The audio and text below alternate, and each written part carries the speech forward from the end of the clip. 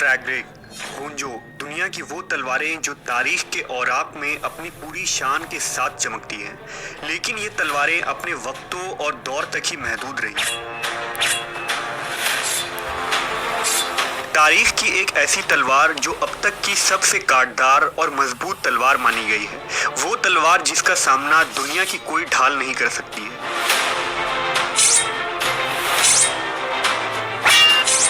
तारीख के सबसे बड़े बहादुर इमाम अली अलैहिस्सलाम की अजीम तलवार जुल्फ़कार।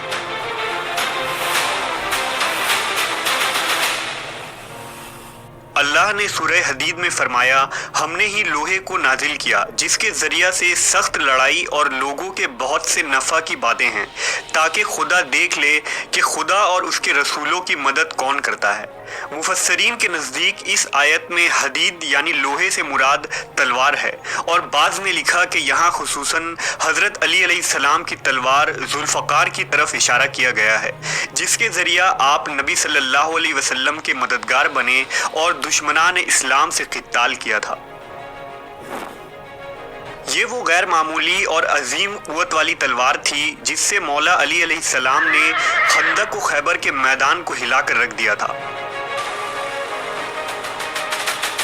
इस तलवार से आपने अरबों के कद आवर बुत यगूस को तोड़ा और जंग बैरुल अलम में जिन्नातों के लश्कर को शिकस्त दी। तारीख में हज़रत अली से बड़ा कोई बहादुर पैदा नहीं हुआ, और जितनी शोहरत जुल्फ़कार तलवार को मिली शायद ही किसी तलवार को मिली है।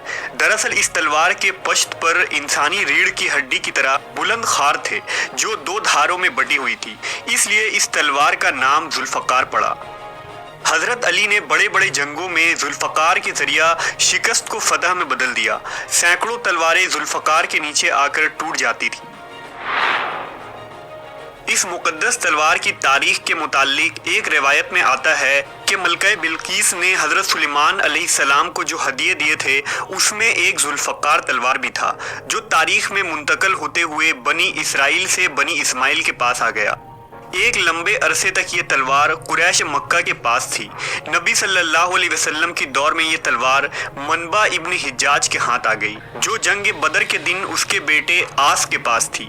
जब हज़रत अली ने उस मुशरिक को मैदानी जंग में कत्ल किया तो इस तलवार को लेकर हुजूर सल्लल्लाहु अलैहि वसल्लम के पास हाजिर हुए, लिहाजा आप सल्लल्लाहु अलैहि वसल्लम ने वो तलवार हज़रत अली को अता फरमाई। जबकि अक्सर उलमा व मुफस्सरीन की राय यह है कि ये जन्नती तलवार है। लिहाजा हज़रत इब्न अब्बास ने बयान किया कि जब खैबर फतह करके हज़रत अली अलैहिस्सलाम मदीना वापस लौटे तो जुल्फ़कार आपके हाथों में थी। हज़रत अली ने अपनी ज़ौजा हज़रत फ़ातिमा से फरमाया, इस मुक़द्दस तलवार के ज़रिया अल्लाह ने मेरे हाथों खैबर को फतह करवाया।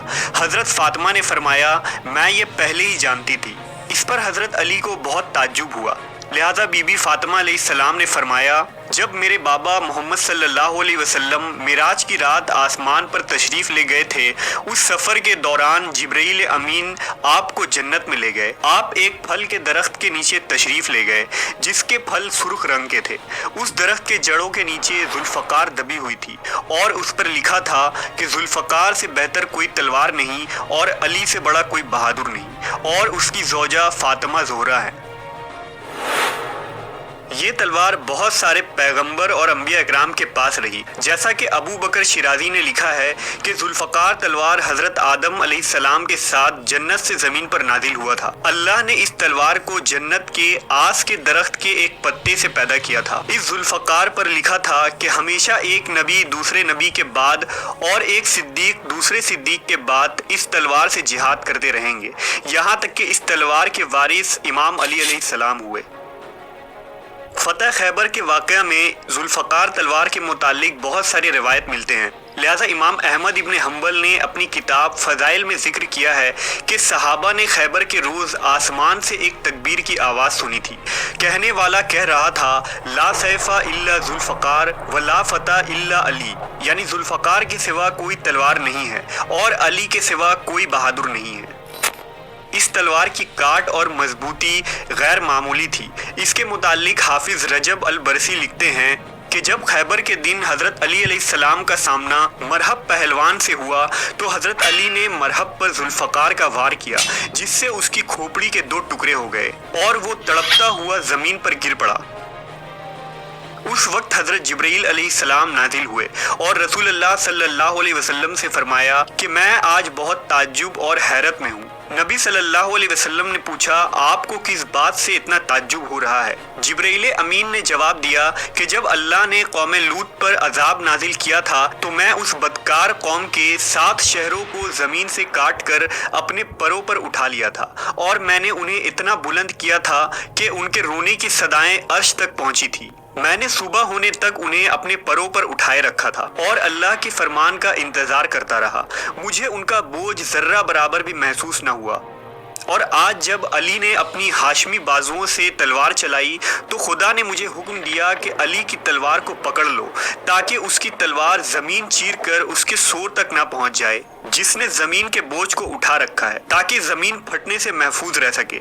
لہٰذا میں نے اللہ کے حکم سے علی کے تلوار کے کونے کو پکڑا تو اس کا وزن مجھے قوم لوط کے شہروں سے بھی زیادہ محسوس ہوا۔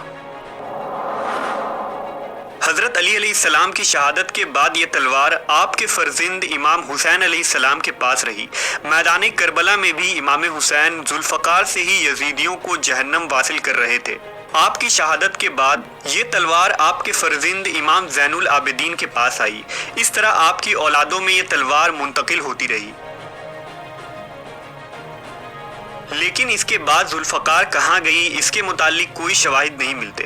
بعض مورخین نے لکھا ہے کہ یہ تلوار ایک وقت میں حضرت علی کی اولادوں میں عبداللہ ابن حسن یعنی نفس زکیہ کے پاس تھی۔ جب انہوں نے خلافت عباسیہ کے حکمراں منصور کے خلاف بغاوت کی تو انہیں شہید کر کے یہ تلوار عباسیوں نے لے لیا۔ پھر جب قاہرہ میں فاطمیوں کی حکومت آئی تو یہ تلوار ان کے پاس آ گئی۔